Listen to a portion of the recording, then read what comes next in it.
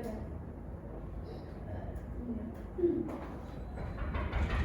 Assalamualaikum.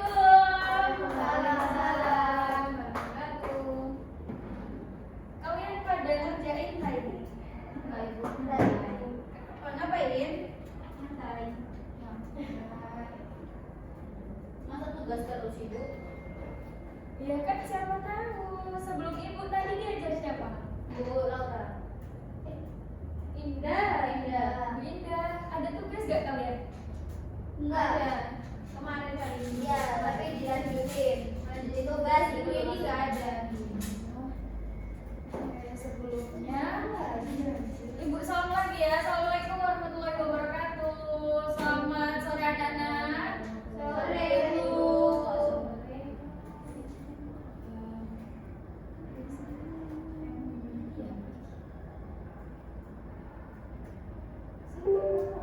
Sebelum kita masuk ke materi, Ibu absen terlebih dahulu ya. Ya, Ibu.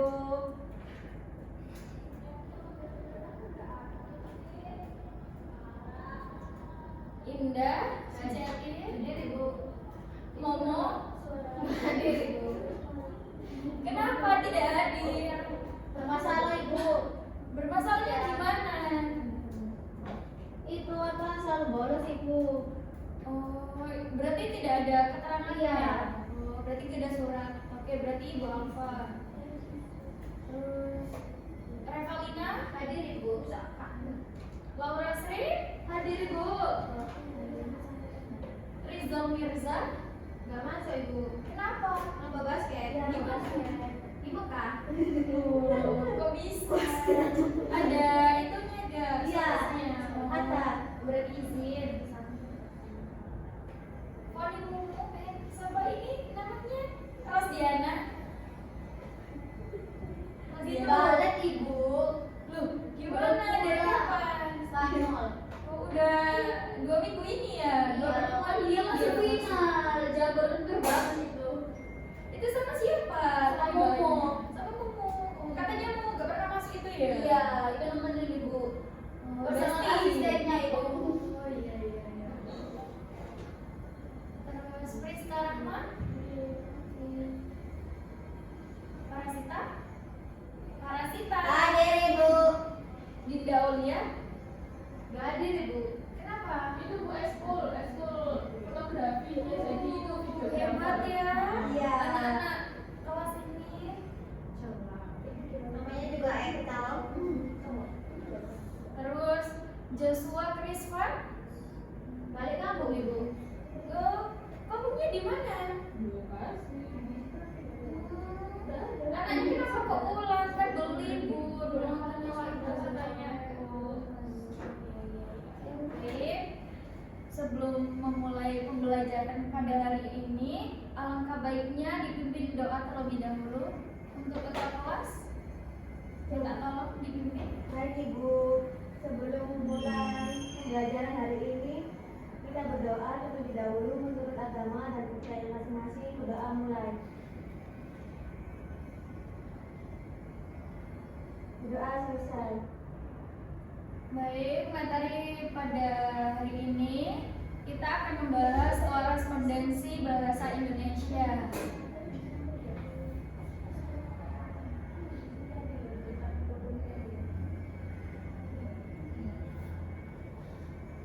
Nah, sebelum memasuki materi, tujuan pembelajaran hari ini adalah untuk memahami prinsip korespondensi, dan yang kedua untuk mengembangkan keterampilan menulis surat, dan yang ketiga mengasah kemampuan membaca dan menganalisis surat, dan yang keempat meningkatkan keterampilan berkomunikasi secara tertulis, dan yang kelima memahami etika dan profesionalisme dalam korespondensi.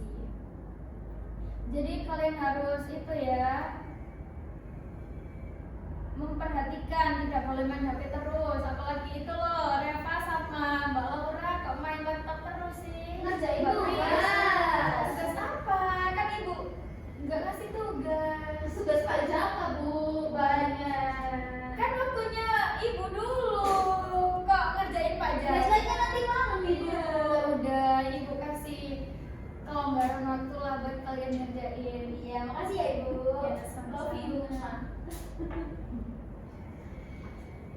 Baik, pengertian korespondensi adalah proses komunikasi yang dilakukan melalui surat atau dokumen tertulis yang berfungsi untuk menyampaikan informasi permintaan atau keputusan dalam konteks resmi maupun informal.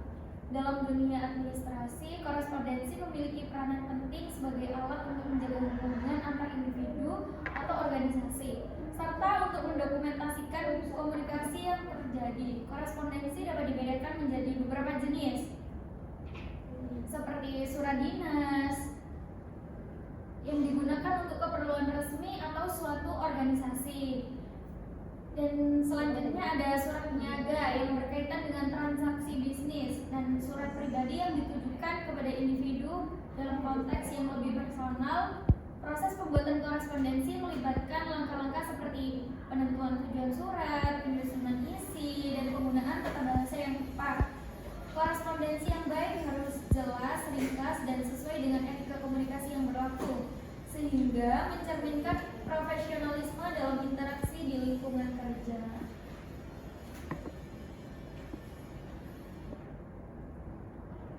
Jenis-jenis korespondensi bisa dibantu baca Mbak Indah. Jenis-jenis korespondensi. Pertama, surat dinas. Surat resmi yaitu surat resmi yang digunakan dalam suatu organisasi atau instansi untuk keperluan administratif. Surat ini meliputi format tertentu dan mencakup informasi penting seperti nomor surat, tanggal, dan rumusan. Surat dinas biasanya digunakan untuk menyampaikan informasi industri atau putusan resmi. Kedua, surat niaga yaitu surat yang digunakan dalam konteks bisnis seperti penawaran, permintaan, atau konfirmasi transaksi. Surat niaga berisi informasi yang berkaitan dengan produk atau layanan dan seringkali digunakan untuk membangun hubungan bisnis yang baik. Sudah Bu? Iya, terima kasih. Dan yang selanjutnya, surat pribadi. Surat yang ditujukan kepada individu atau kelompok dalam konteks yang lebih personal. Surat ini tidak terkait pada format resmi dan biasanya digunakan untuk komunikasi sehari-hari antara teman atau keluarga. Selanjutnya ada surat resmi. Surat yang digunakan untuk keperluan formal seperti pengajuan permohonan, pengunduran diri, atau permintaan informasi. Surat resmi biasanya memiliki struktur yang jelas dan formalitas yang lebih tinggi dibandingkan surat pribadi. Dan selanjutnya ada surat elektronik atau email. Korespondensi yang dilakukan melalui media elektronik. Email sering digunakan dalam konteks bisnis dan pribadi untuk komunikasi yang cepat dan efisien. Selanjutnya ada fungsi korespondensi, bisa dibantu baca Mbak Hidayah. Fungsi korespondensi yang pertama sebagai alat komunikasi tertulis. Contohnya surat pemberitahuan kenaikan harga barang kepada pelanggan. Yang kedua, email resmi dari atasan kepada karyawan mengenai perubahan kebijakan kerja. Ya. Dan yang ketiga yang kedua itu sebagai bukti tertulis dalam suatu kesepakatan. Contohnya yaitu kontrak kerja yang dibuat dalam bentuk surat perjanjian resmi dan surat perjanjian bisnis antara dua perusahaan mengenai kerjasama jangka panjang. Yang ketiga yaitu mempermudah koordinasi dan dokumentasi informasi. Contohnya yaitu memo internal yang mendokumentasi keputusan penting dalam rapat dan surat dinas yang menyampaikan kebijakan baru kepada seluruh karyawan. Nah, selanjutnya fungsi korespondensi nomor 4 itu menjadi arsip dalam berbagai keperluan administrasi. Contohnya surat lamaran kerja dan surat penerimaan kerja yang disimpan oleh bagian HRD. Surat penawaran produk yang disimpan oleh bagian pemasaran sebagai referensi untuk pelanggan di masa depan. Yang kelima ada menjalin hubungan profesional dengan pihak lain. Contohnya seperti surat ucapan terima kasih kepada pelanggan setia dan surat undangan resmi kepada mitra bisnis untuk menghadiri acara perusahaan. Selanjutnya yang nomor 6 dalam menjadi media penyampaian informasi resmi. Contohnya seperti surat edaran dari kementerian mengenai perubahan regulasi pajak dan surat pengumuman dari sekolah kepada orang tua murid mengenai libur nasional. Nah, berikut struktur surat resmi. Yang pertama ada kepala surat atau disebut juga skop surat. Yang nomor 2 ada tanggal surat. Yang ketiga ada nomor surat. Yang keempat perihal atau subjek. Yang kelima alamat tujuan. Yang keenam salam pembuka. Yang ketujuh ada isi surat. Dan yang kedelapan salam penutup. Dan yang terakhir tanda tangan dan nama pengirim. Selanjutnya ada struktur surat pribadi. Yang pertama ada alamat dan tanggal. Dan yang kedua ada salam pembuka. Yang ketiga isi surat. Yang keempat salam penutup. Dan yang kelima nama pengirim.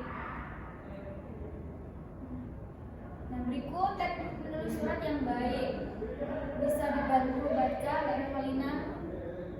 Mbak Reva bisa dibantu baca. Teknik menulis surat yang baik, yang pertama gunakan bahasa yang jelas dan formal. Yang kedua perhatikan ejaan dan tata bahasa. Yang ketiga susun paragraf dengan baik agar mudah dipahami. Dan yang terakhir hindari penggunaan bahasa yang berbelit-belit. Terima kasih. Nah, bahasa dalam korespondensi itu sangat penting ya anak-anak, karena berfungsi sebagai alat komunikasi yang efektif dan profesional. Dalam pembuatan surat atau dokumen tertulis, penggunaan bahasa yang tepat dan sesuai dengan konteks sangat digunakan untuk menyampaikan pesan dengan jelas dan akurat. Korespondensi resmi seperti surat dinas dan surat niaga biasanya menggunakan bahasa formal yang mengikuti tata bahasa dan struktur yang baku. Hal ini mencakup penggunaan kalimat yang jelas, pemilihan kata yang tepat, serta penghindaran dari bahasa yang ambigu atau tidak baku. Nah, selanjutnya ada teknik menulis surat yang baik. Bisa dibantu baca Mbak Vinca. Bentar Ibu. Iya, baik. Teknik menulis surat yang baik melibatkan beberapa langkah penting untuk memastikan bahwa pesan yang disampaikan jelas, efektif, dan sesuai dengan etika komunikasi. Berikut adalah beberapa teknik yang dapat diterapkan. Yang pertama yaitu tujuan surat. Sebelum mulai menulis, penting untuk memahami tujuan dari surat tersebut. Apakah untuk memberikan informasi, meminta sesuatu, atau menyampaikan keputusan. Menentukan tujuan akan membantu dalam menyusun isi surat dengan lebih fokus. Yang kedua yaitu gunakan format yang tepat. Surat resmi biasanya mengikuti format tertentu, termasuk penempatan alamat pengirim dan penerima, tanggal, salam pembuka, isi surat, dan juga penutup. Mematuhi format ini menunjukkan profesionalisme. Dan yang ketiga yaitu pilih bahasa yang sesuai. Gunakan bahasa yang formal dan sesuai dengan konteks surat.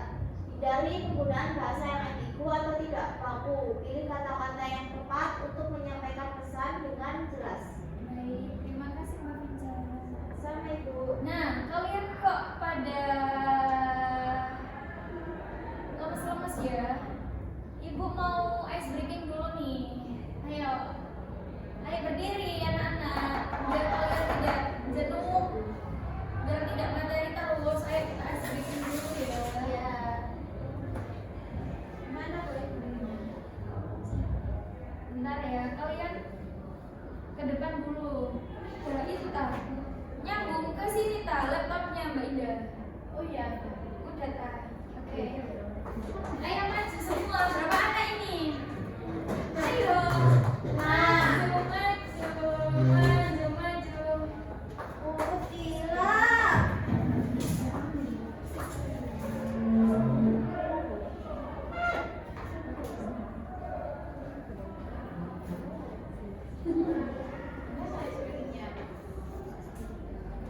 Ini mana?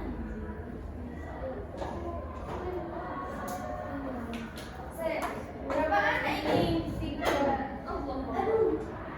Nah, berarti kursinya 5 ya? 6. Kursinya 5. Kursinya 5. Loh, dimuter. Muter kursinya. Iya, kursinya muter sayang. Jadi agak maju ya. Kayaknya dibuka aja ya, dibuka gini. Terus. Nah, ini. Ayo kita breaking.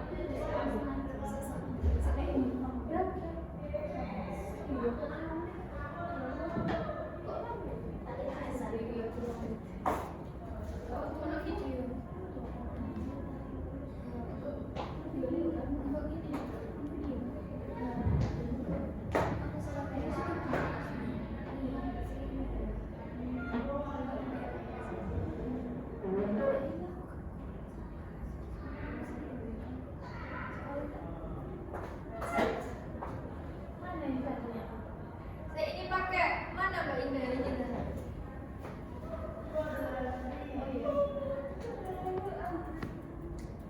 Mbak Indah seneng. Mau lagu apa ini?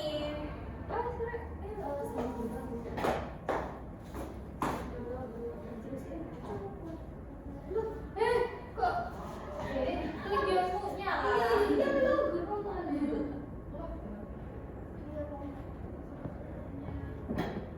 Kalian mau lagu apa Nana? Hei, kok malah main TikTok? Ibu. Iya, sama kalian pilih lagu. Itu jajaran gitu BJ. Mana ini tadi yang atas sendiri kan? Iya boleh. Kok tidak itu ya? Oh udah.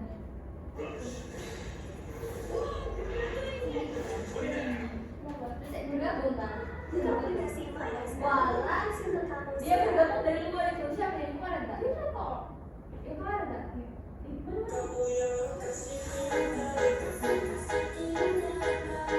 Apa sih? Jelas. Ini mau orang selingkuh. Jadi orang yang pernah diselingkuhi itu sakit ya. Yang ada di live ini jangan selingkuh ya, awas. Yang paling penting itu jangan buat mainan cewek ya. Iya. Lagi cowok-cowok juga. Ini apa, Son?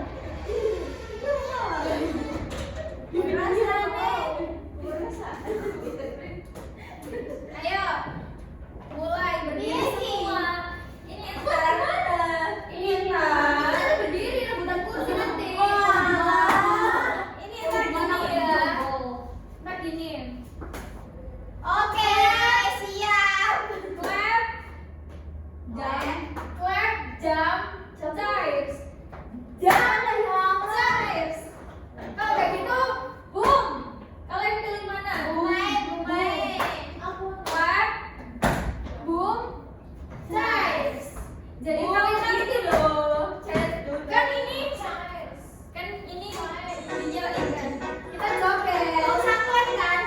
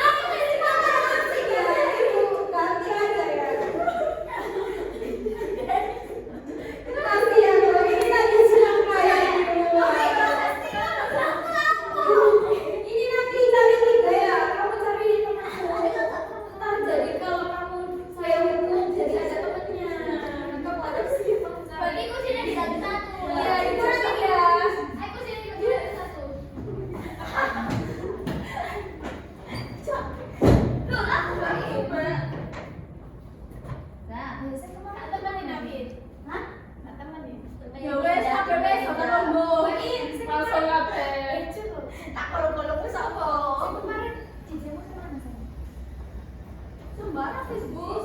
Enggak, saya main dulu kan enak sih.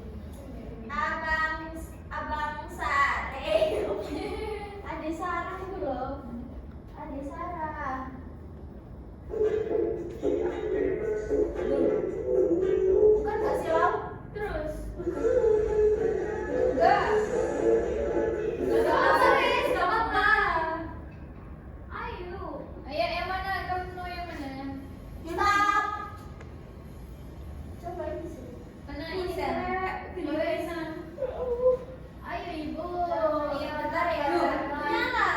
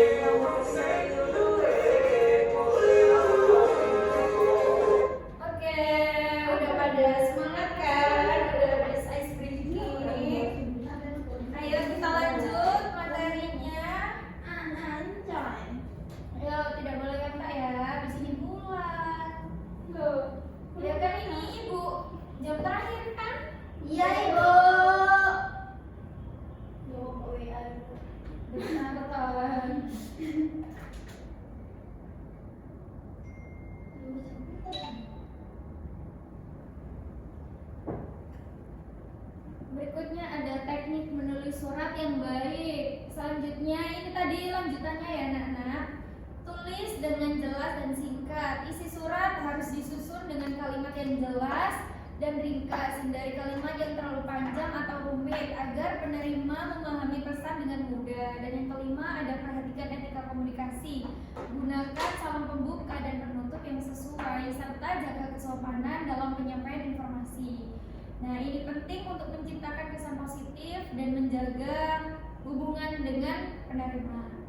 Dan yang keenam ada revisi dan edit. Setelah menulis, penting untuk membaca kembali surat tersebut untuk memastikan tidak ada kesalahan tata bahasa, ejaan, atau informasi yang kurang tepat.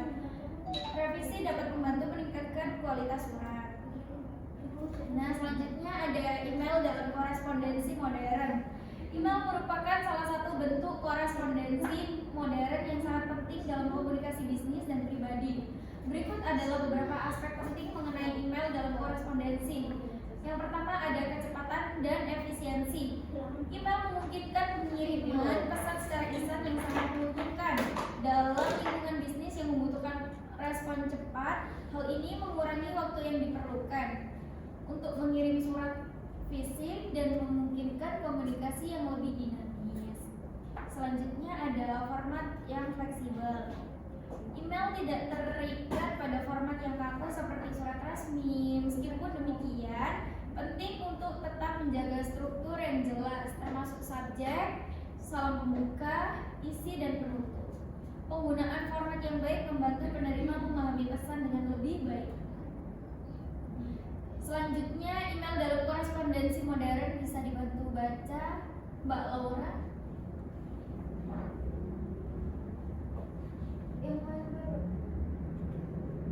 Kemudahan akses.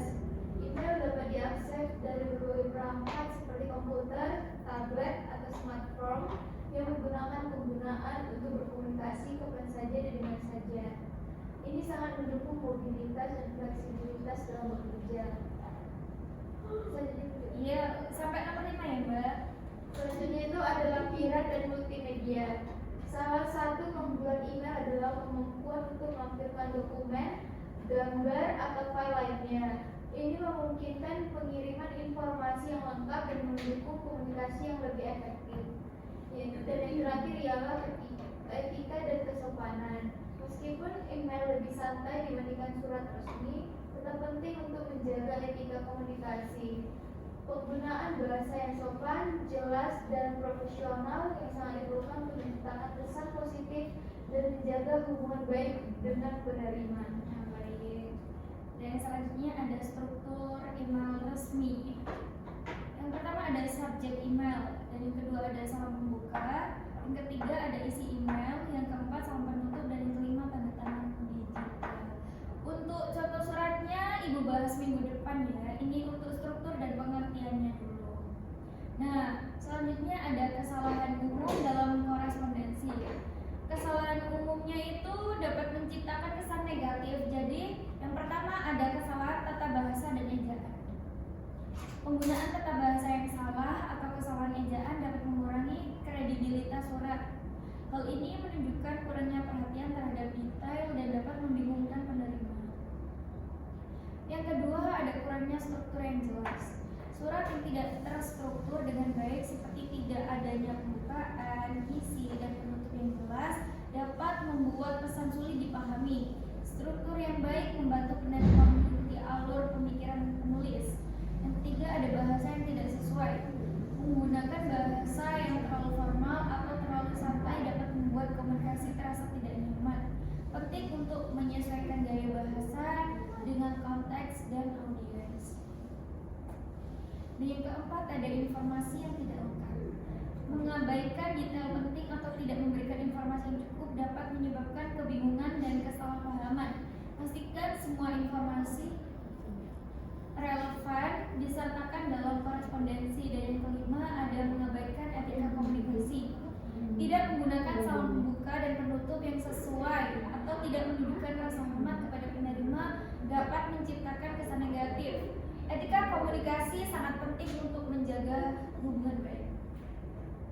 Nah, berikut ada struktur surat lamaran kerja yang berisi permohonan untuk bekerja di suatu perusahaan dan harus mencantumkan informasi diri dan alasan melamar dan menggunakan bahasa yang formal dan jelas dan terstruktur. Nah, struktur lamaran kerja yaitu yang pertama ada identitas pelamar, salam pembuka, paragraf pengantar, paragraf inti, dan salam penutup atau harapan dan harapan. Nah, selanjutnya ada struktur surat kuasa. Surat kuasa adalah dokumen resmi yang memberikan wewenang kepada seseorang untuk bertindak atas nama orang lain dalam urusan tertentu. Berikut ada beberapa poin untuk mengenai surat kuasa. Bisa dibantu baca Mbak Priska? Semua Bu. Ya, yang tujuan dari tujuan Mbak. Tujuan dari struktur dari surat kuasa. Surat kuasa digunakan untuk memberikan izin kepada pihak lain untuk melakukan tindakan tertentu seperti menandatangani dokumen, mewakili dalam pertemuan atau melakukan transaksi. Hal ini penting dilakukan dalam situasi di mana pemilik kuasa tidak dapat hadir secara fisik. Yang kedua, format surat kuasa. Surat kuasa biasanya mengikuti format resmi yang mencakup dari judulnya yaitu surat kuasa. Yang kedua, identitas pemberi kuasa terdiri dari nama, alamat, dan informasi relevan lainnya. Yang ketiga, identitas penerima kuasa. Yang keempat, deskripsi tindakan yang diizinkan. Yang keempat, tanggal dan tempat pembuatan surat. Dan yang terakhir yaitu tanda tangan pemberi kuasa. Nah, dari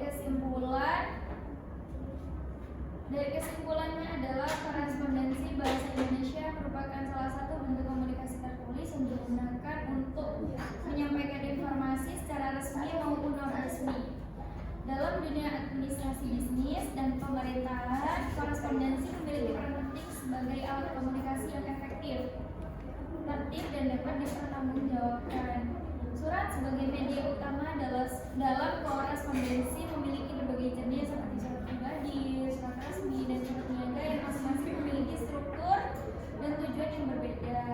Penulisan surat yang baik harus memperhatikan kaidah bahasa baku, penggunaan kata yang jelas dan sopan, serta mengikuti format yang sesuai dengan jenis suratnya. Selain itu, korespondensi yang baik juga mencerminkan profesionalisme dan citra positif dari individu atau organisasi yang menggunakannya. Oleh karena itu, pemahaman yang baik tentang korespondensi sangat diperlukan agar komunikasi tertulis dapat berjalan efektif, efisien, dan mencapai tujuan yang diharapkan. Selanjutnya, Ibu akan menayangkan video tentang pembuatan surat lamaran pekerjaan.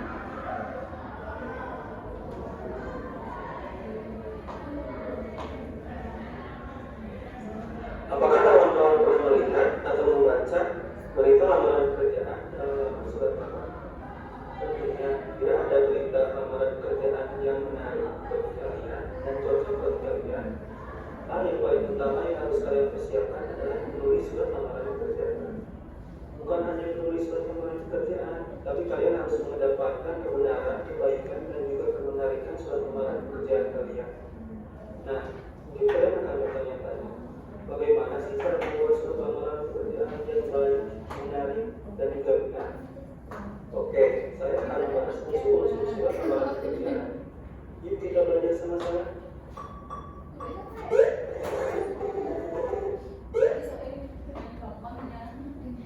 Bismillahirrahmanirrahim. Assalamualaikum warahmatullahi wabarakatuh.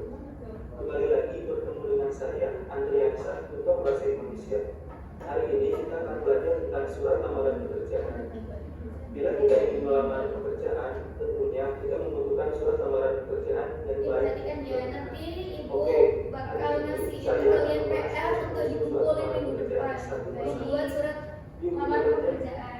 Ada 7 unsur yang harus ada dalam surat lamaran pekerjaan. Bisa dilihat ya di sebelah saya. Yang pertama yaitu tanggal surat lamaran pekerjaan. Yang kedua, hal atau perihal. Yang ketiga, alamat. Yang keempat, salam pembuka. Yang kelima, isi. Yang keenam, penutup. Dan yang terakhir, yang ketujuh adalah nama identitas dan tanda tangan. Setelah saya menyebutkan 7 unsur surat lamaran pekerjaan, sekarang saya ingin bertanya kepada kalian, apakah kalian sudah memahaminya? Bila belum, saya akan menjelaskan satu persatu. Dimulai dari yang pertama yaitu tanggal surat lamaran pekerjaan. Tanggal surat lamaran pekerjaan biasanya disimpan di pojok kanan atas. Teman-teman bisa melihat contoh surat yang ada di samping saya. Dalam tanggal surat lamaran pekerjaan terdapat 2 unsur. Yang pertama, nama kotak, dan yang kedua, tanggal penulisan surat lamaran pekerjaan. Dalam penulisan tanggal surat lamaran pekerjaan, tentunya kalian harus mengikuti PSBB atau Panduan Umum Ejaan Bahasa Indonesia. Dulu disebut juga dengan EYD ejaan yang disempurnakan. Pada penulisan nama kota, huruf awalnya harus kapital, kemudian diikuti tanda koma, kemudian tanggal penulisan surat lamaran pekerjaan. Nah, kalian harus mengingat juga bulan juga harus diawali dengan huruf kapital pada awalnya. Setelah saya menjelaskan unsur yang pertama, yaitu tanggal surat lamaran pekerjaan, saya akan melanjutkan pembahasan ke unsur yang kedua. Tapi sebelum masuk ke unsur yang kedua, saya ingin menanyakan kepada kalian, apakah kalian memahami? Ya, bila kalian sudah memahami, saya akan melanjutkan ke unsur yang kedua. Selanjutnya, unsur yang kedua adalah hal atau perihal. Hal atau perihal adalah judul.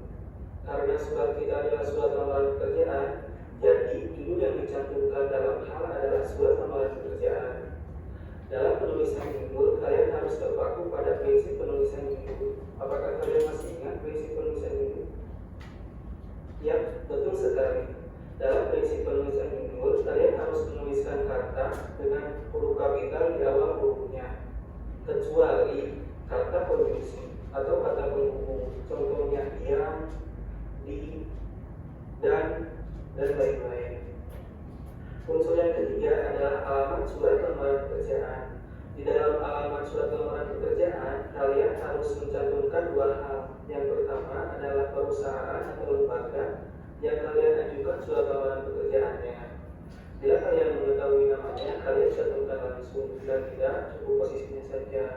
Hal yang kedua adalah alamat jelas perusahaannya. Setelah saya menjelaskan 3 unsur surat lamaran pekerjaan, sekarang saya ingin bertanya, apakah kalian memahaminya? Nah, dalam video ini saya hanya akan menjelaskan 3 unsur saja. Unsur-unsur berikutnya saya akan jelaskan pada video berikutnya. Terima kasih. Assalamualaikum warahmatullahi wabarakatuh. Nah, berikut adalah contoh pembuatan surat lamaran pekerjaan. Jadi kalian, ibu kasih tugas ya untuk dikumpulkan minggu depan. Ibu memberi tugas membuat surat lamaran pekerjaan. Deadline-nya dikumpulin pas itu ya, mata kuliah apa namanya? Iya, pertemuan berikutnya. Baik. Sebelum kita mengakhiri pembelajaran pada hari ini, alangkah baiknya berdoa terlebih dahulu. Minta tolong untuk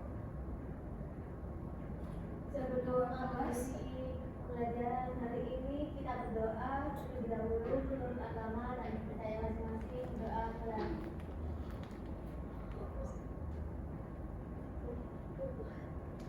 Berdoa selesai. terima kasih anak-anak. Ibu izin pamit.